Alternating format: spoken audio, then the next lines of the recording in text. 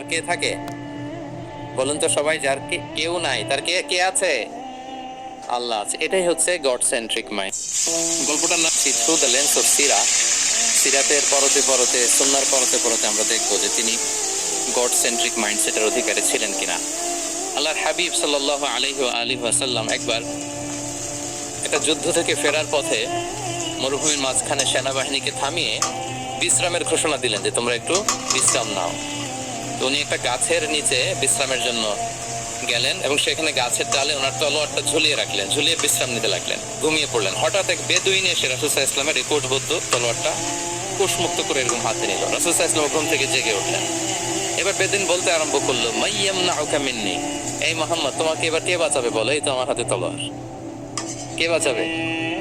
সাথে সাথেই আল্লাহর হাবিব সাল্লাল্লাহু আলাইহি ওয়া আলিহি ওয়াসাল্লাম উনি উত্তরে বললেন আল্লাহ। উত্তরে কি বললেন? কোনো চিন্তা ভাবনা নাই যে ওরে আঘাত করা যায় কিনা পাল্টা, বা কোনোভাবে ওর কনফিডেন্স ডাউন করা যায় কিনা, এদিক সেদিক কারো সাপোর্ট চাওয়া যায় কিনা, কোনো দিকে না তাকিয়ে কি বললেন? আওয়াজ করে বলুন সবাই, কি বললেন? আল্লাহ। তাহলে এই যে this is the powerful example of god centric mindset. সবসময় তিনি আল্লাহ কেন্দ্রিক ছিলেন। সবসময় কি ছিলেন? আল্লাহ কেন্দ্রিক ছিলেন। এটাকে বলে গড সেন্ট্রিক মাইন্ডসেট। যে কোনো পরিস্থিতিতে তিনি আল্লাহ যে আমার সাথে আছেন এটা কল্পনা করতেন। এবং সুনানে আবু দাউদের একটি বর্ণনা এসেছে, রাসূল সাল্লাল্লাহু আলাইহি ওয়াসাল্লাম কান নবী সাল্লাল্লাহু আলাইহি ওয়াসাল্লাম ইযা হাযাবাহু আমরুন সাল্লা, তাকে যখন কোনো জিনিস বিচলিত করত তিনি জায়নামাজের মুসল্লায় দাঁড়িয়ে যেতেন, সালাতের জন্য দাঁড়িয়ে যেতেন। বিপদে পড়লেই আল্লাহর কাছে সেটা সঁপে দিতেন, শেয়ার করতেন। আমরা বর্তমানে কোনো বিপদে পড়লে কি করি? আগে কোথায় শেয়ার করি? ফেসবুকে। বলেন, আমার জীবনে কোনো দুর্ঘটনা কিছু হইলে আমরা কোথায় শেয়ার করি?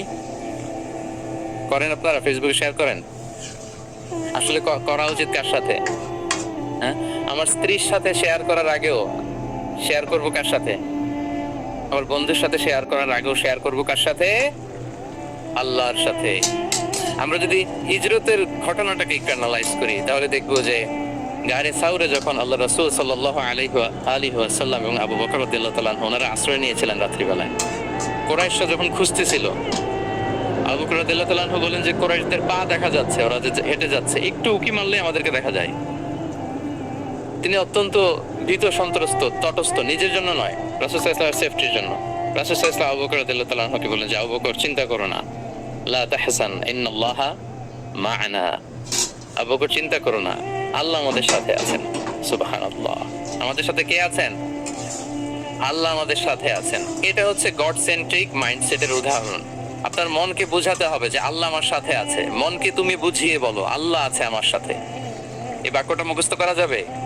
মনকে তুমি বুঝিয়ে বলো আল্লাহ আছেন আমার সাথে। আপনার